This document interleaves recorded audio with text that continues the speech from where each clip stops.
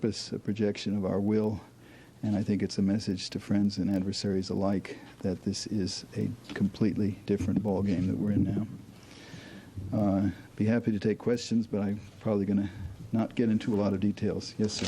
Mr. Secretary, how much of this $20 billion is for, first of all, for the military, and how much involves cleanup and current operations, would you say, such as aircraft, and how much involves preparing the military to strike back?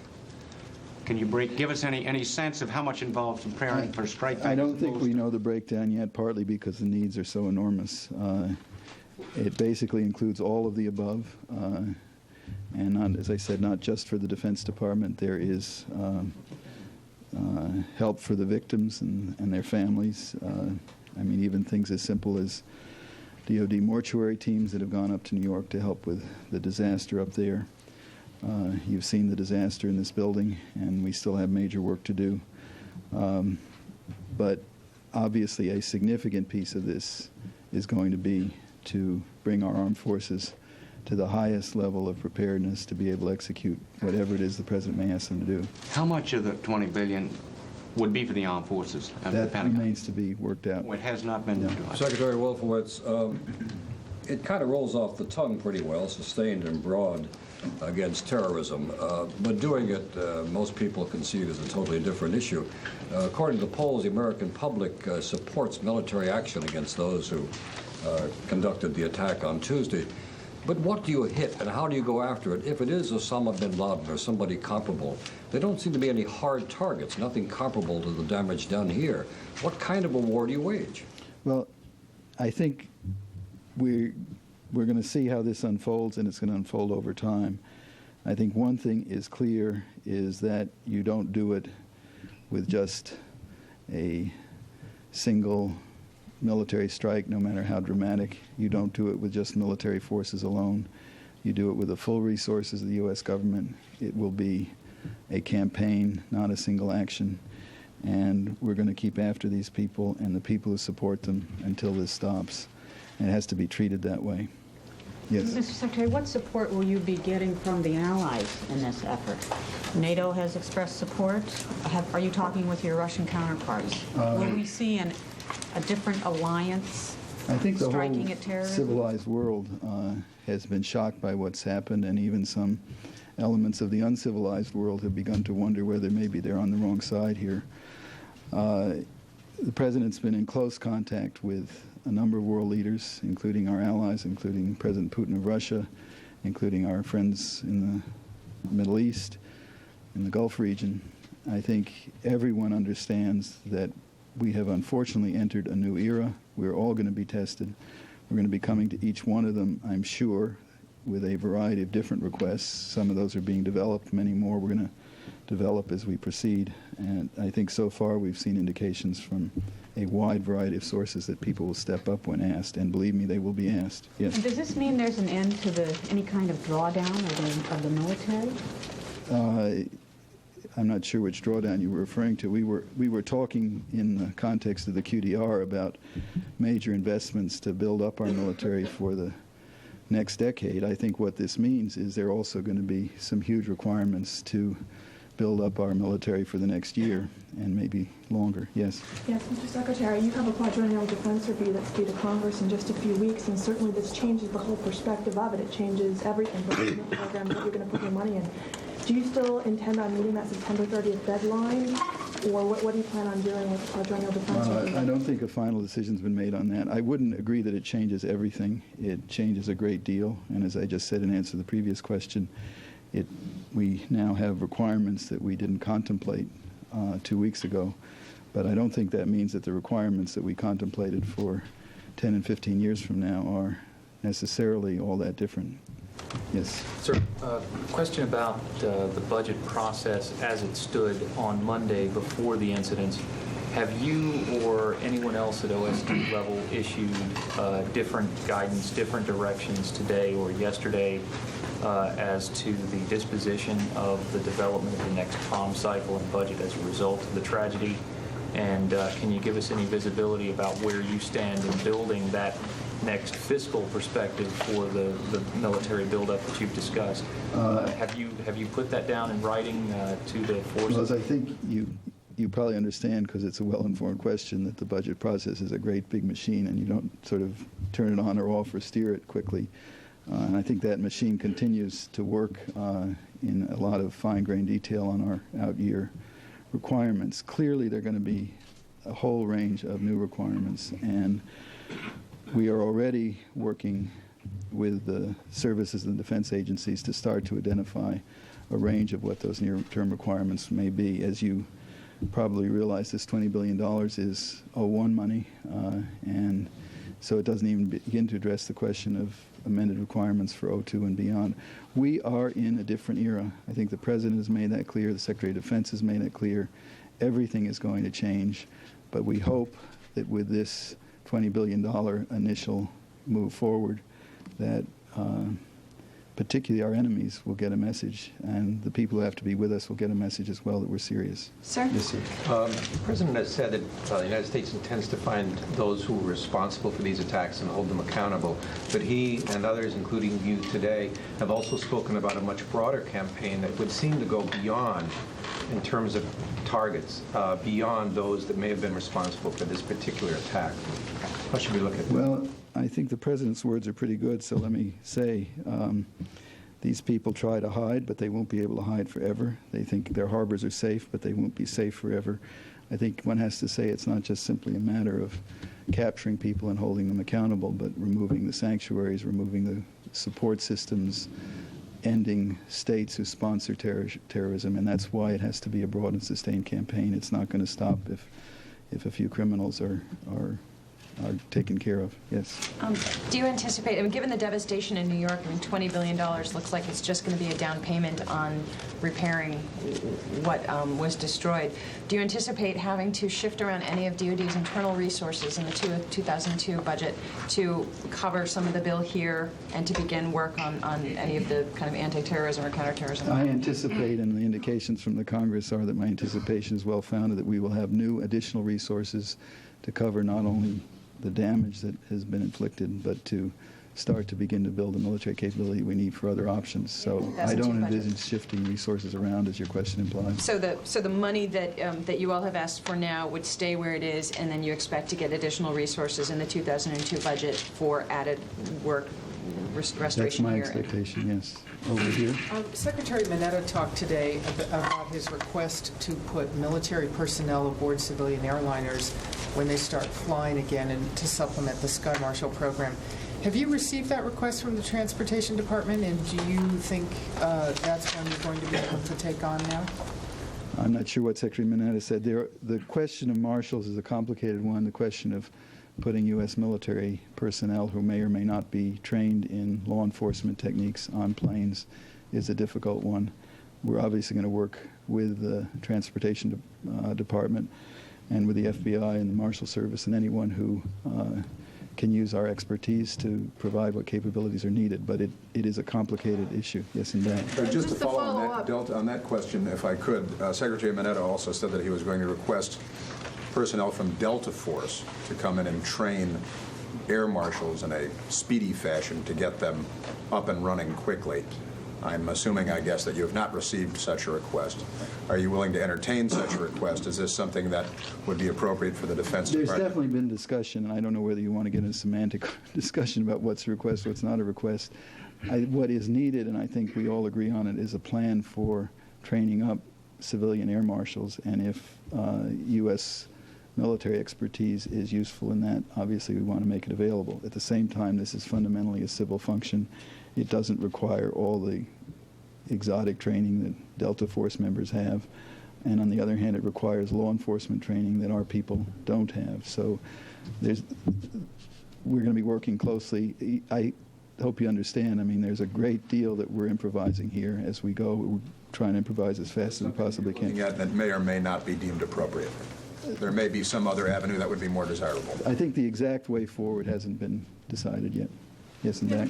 As a follow-up, you said some of the money will be to start to build the military capability we need. We've been identifying terrorism as a threat now for 10 years. What is it that you envision when you say that? What is the capability that we don't have that we need? The capabilities to sustain. We have an enormous capability. That's no secret. But it's also no secret. Go back 10 years, we had enormous capability when we actually deployed several 100,000 troops for Desert Storm. We needed sustainment, we needed munitions, we needed logistics, we needed fuel, we needed things that you don't plan for because you don't plan for that level of operations on a day-to-day basis. So across... We want to break into the Undersecretary's briefing to bring in this tape that's happening right now that we saw moments ago, and it's the first time we've seen this tape. Met with their families. This is a great hospital. The doctors and nurses are not only accomplished, they're loving people. There's a wonderful spirit up on the floor that we went to. We told them that our country's praying for each and every one there. We're praying for their families. Some of the folks could talk, and they described the horror of the incident in the moment. They talked about escaping, going through fire, and crawling through debris. That it's clear that they were fighting for their survival then, and like every patient up there, they're still fighting for their survival. And it's just a sobering moment for Laura and me, but I want to again thank the hospital, the docs, the nurses, and of course, again tell the families that the nation prays for those who have been injured during this unbelievable act of terror. Thank you all. Thank you all. Let's go. Head to the motorcade, guys. Now, if you were watching a live pair about maybe 10 minutes or 15 minutes ago or so, we saw this scene from a different perspective when President Bush and First Lady Laura Bush walked out of the George Washington Center Hospital there, and we were wondering what had gone on with that impromptu press conference where he stopped on the curb. That was it, and you're seeing that tape for the first time as we saw that tape for the first time. Let's check in now with our senior White House correspondent, John Kay. John? Well, Leon, that scene outside the Washington Medical Center, one of the snapshots we have seen just in the past few hours, never mind the past 2 days, of the many emotions and the many challenges facing not only the President but the First Lady as well at this very difficult moment. The President went to the hospital along with Laura Bush to visit 11 victims, those among the most seriously injured when that plane crashed into the Pentagon. He left the White House to go to the hospital just moments after a telephone call to both the governor of New York and New York City Mayor Rudy Giuliani. In that phone call, the President promised them the full support of the federal government in the recovery efforts, and he also announced that he will indeed leave Washington and visit New York tomorrow to get a first-hand look not only at the devastation caused by these terrorist attacks, but also to go up there and check in on the relief and recovery effort. Now, in that conference call, the President also talked of his efforts to deal with this. The investigation is underway. We know from sources that the U.S. government, Mr. Bush in his conversations with National Security Team, already considering potential military options to respond to this. Mr. Bush, in a conversation with reporters after that phone call, alluded to that, saying this is the first war of the 21st century, he said, and the United States, he promised, would respond. Make no mistake about it, my resolve is steady and strong about winning this war that has been declared on America. It's a new kind of war. And I understand it's a new kind of war. And this government will adjust. And this government will call others to join us to make sure this act, these acts, the people who conducted these acts and those who harbor them are held accountable for their actions. The President there showing his resolve as Commander-in-Chief, but it was just a few minutes later that the President teared up when talking to reporters about another responsibility of the President, any President at a moment of crisis like this. Mr. Bush talking about his efforts not only to console, but also to reassure the nation. I think about the families, the children.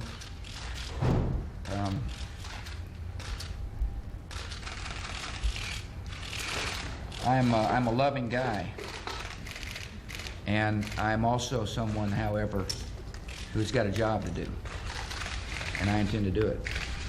And this is a terrible moment, but this country will not relent until we have saved ourselves and others from the terrible tragedy that came upon America. Thank you. Thank you. Now at this hour, senior Bush aides in negotiations with key members of Congress, as we have been reporting, on a resolution that would back the use of force, put the Congress on the record, backing the use of military force to retaliate for these terrorist attacks. Also expected, hoped for on the president's desk by the end of the day, an emergency supplemental bill providing a down payment, $20 billion, to help pay for some of the recovery efforts, the early investigative efforts. And after 2 days of often numbing pictures, incomprehensible things happening across the country, just moments ago when we were in that Pentagon briefing, the Undersecretary of Defense Paul Wolfowitz explaining what some of that money would go for. He said it matter-of-factly. Some of it would go to help pay for combat air patrols over Washington, D.C. and other major American cities. Unthinkable just a few days ago, but now U.S. fighter jets flying over the Capitol and other major cities as well, as a result of the changing times forced by these deadly terrorist attacks. Leon? All right, John, before we let you go, we understand that you're going to be coming up in about 14 minutes or so from now. You're going to be sitting down and talking with the First Lady, correct?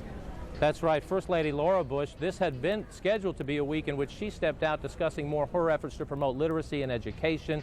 Instead, of course, she was at the United States Capitol when the terrorist attacks took place, rushed by the Secret Service to a secure location. Just today, she sent a letter to school children, school superintendents around the country, asking that it be read to school children. The First Lady trying to step up in a very consoling, reassuring way to speak to the American people and urging parents to take some time to talk to their children about all the horror we have seen in the past few days. I will discuss those efforts with her and her husband's handling of this crisis in just a few minutes here at the White House. All right, good deal. Thank you very much, John. John King at the White House. We'll get back to you then. Darren, over to you. Of course, one of the big stories of the day, the nation's airports beginning to reopen. In some airports across the country, especially up and down the East Coast, that is going to be an eerie experience. I'm thinking of Washington Dulles Airport. This is where American Airlines Flight 77 originated on Tuesday morning. It was supposed to go to Los Angeles. Instead, it ended up crashing into the Pentagon. Let's go ahead and check in with our Kathleen Koch. She is standing by at Dulles. Kathleen, let's start with the question, is this airport open for business today? Indeed it is, Darren. About 45 minutes ago, we actually saw the first commercial aircraft take off. It was a Delta aircraft, empty though, only had crew on board. It was headed actually there to Atlanta to position itself for the resumption of flights nationwide. Now, only a few seconds ago, we saw the first commercial aircraft land here. So gradually, bit by bit, things are beginning to get back to normal. However, around the airport, you can see that security is very tight. We have seen armed U.S. Marshals positioned in various areas around the airport. Outside the airport, when you pull up, you see that there are huge concrete barriers, Jersey, the entire terminal. Now, inside at the American Airlines ticket counter, the police tape has now been removed. Last night, there were about 12 FBI agents in there. They were dusting the counter for fingerprints and checking it. All that now is gone. So there is, again, a feeling that things are beginning to get back to normal. But as Transportation Secretary Norman Mineta pointed out again this morning. Kathleen, I'm sorry, we're going to have to interrupt you. You want to go live to Washington, D.C. News conference is beginning now. Attorney General John Ashcroft and by his side FBI Director Robert Mueller. Let's listen in. Was a day of unspeakable violence and outrage, but also a day of heroism and sacrifice. As endangered men and women struggled to make their way out of burning, collapsing buildings, firemen and policemen, emergency rescue personnel struggled to make their way in to those structures. Many, and we don't know how many yet, never made it out of the buildings.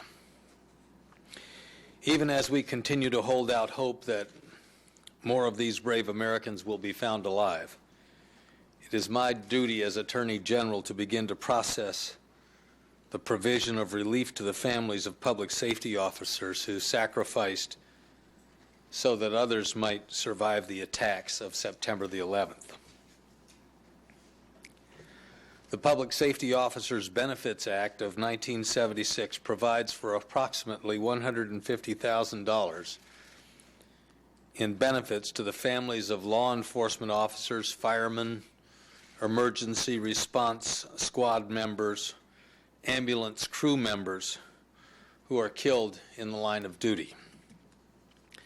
This morning, the President of the United States, President George W. Bush, directed me immediately to implement procedures and approval processes of claims for benefits under this Act.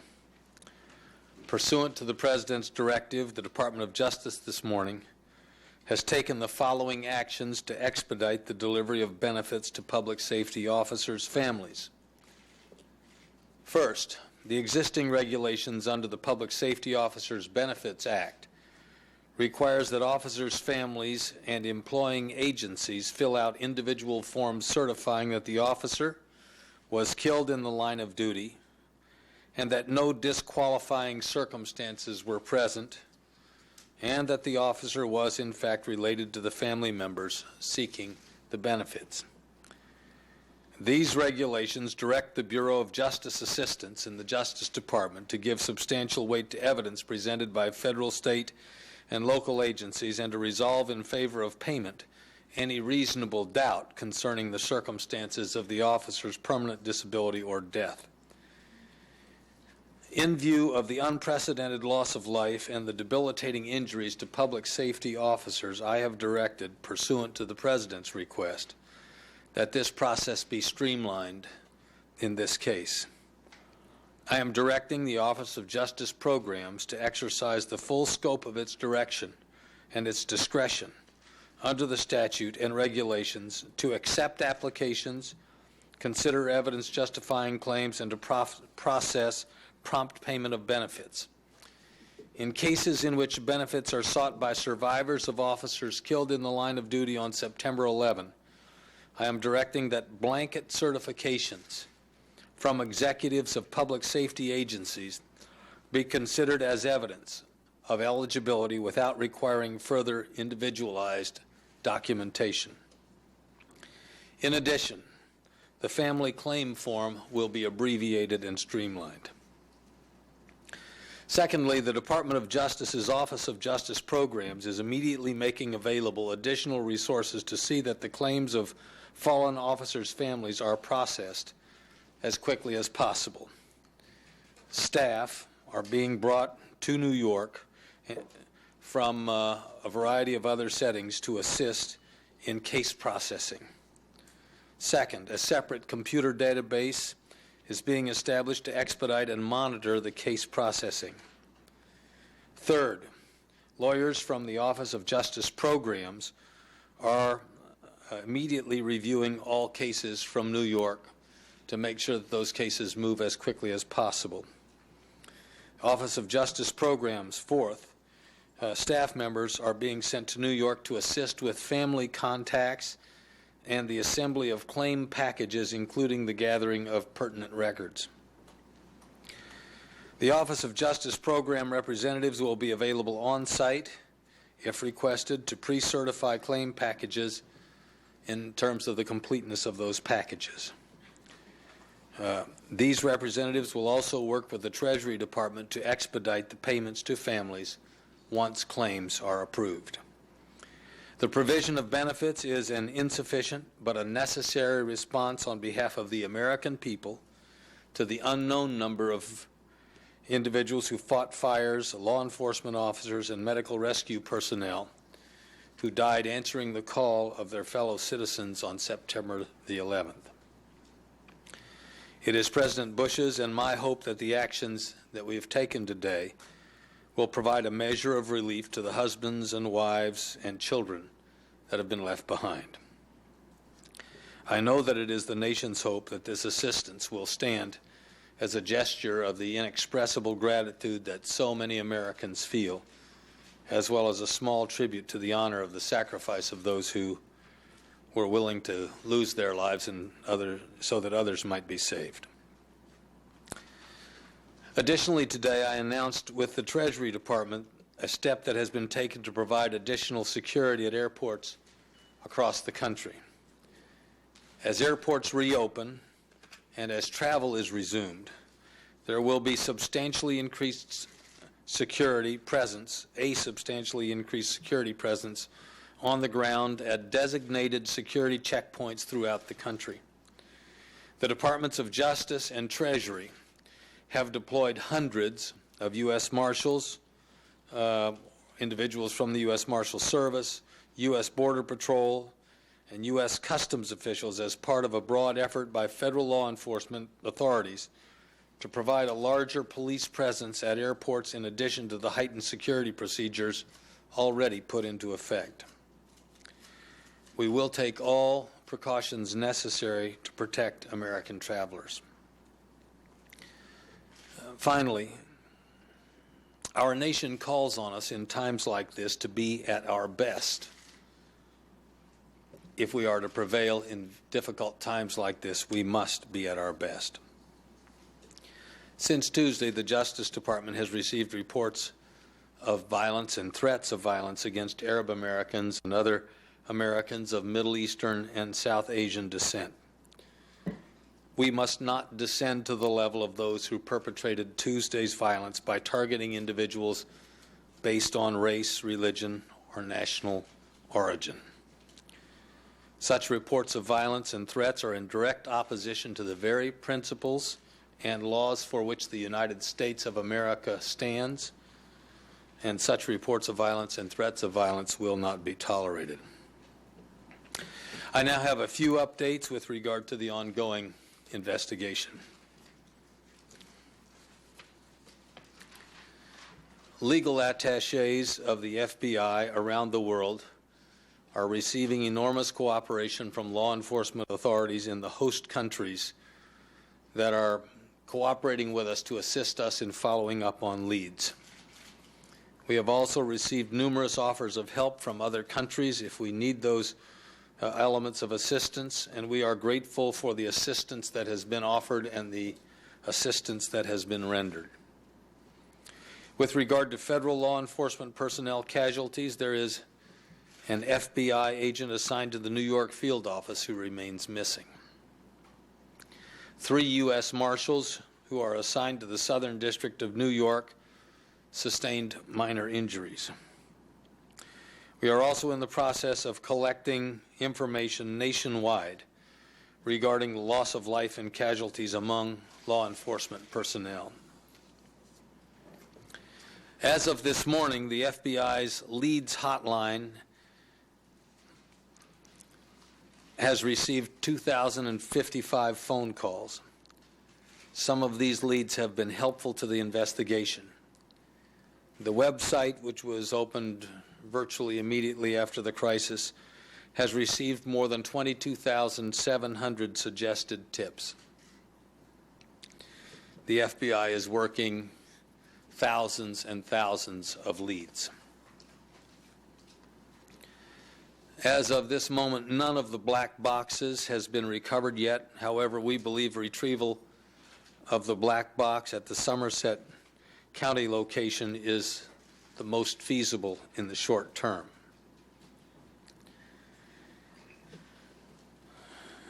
Last but not least, the total number of hijackers, to our best estimate and our best knowledge given the information at this time, on the 4 planes that crashed was at least 18, unless contradicted by evidence which we wouldn't anticipate. 2 planes had 5 hijackers and 2 other planes had 4 hijackers each. The director of the FBI, Mr. Mueller, is here with me, and we would be pleased to respond to your questions. All the hijackers, were they ticketed passengers? And if not, do you know how they got on the planes? Yes, they were ticketed passengers. Are you convinced, based on the evidence in Florida and Boston and elsewhere, that the body was or may have been behind this? I'm not prepared to identify or to comment on persons ultimately responsible at this time. How many people at this point are detained around the country, and why are these potential accomplices, Mr. Director, of such concern to the Bureau? Well, I can't give you a specific number. What has happened, as I indicated yesterday, that we're, as a result of following up leads, we're interviewing a number of people. And in the course of doing those interviews, we find that a number of the individuals, when asked for identification and the like, are out of status. And when we find somebody out of status, we quite obviously bring in the INS and they are detained. And that is the policy and procedures we're following. And there are concern to you regarding the investigation? Some may be concerned to us, and some may not after we interview them. What sort of indication do you have of other operations being aborted, other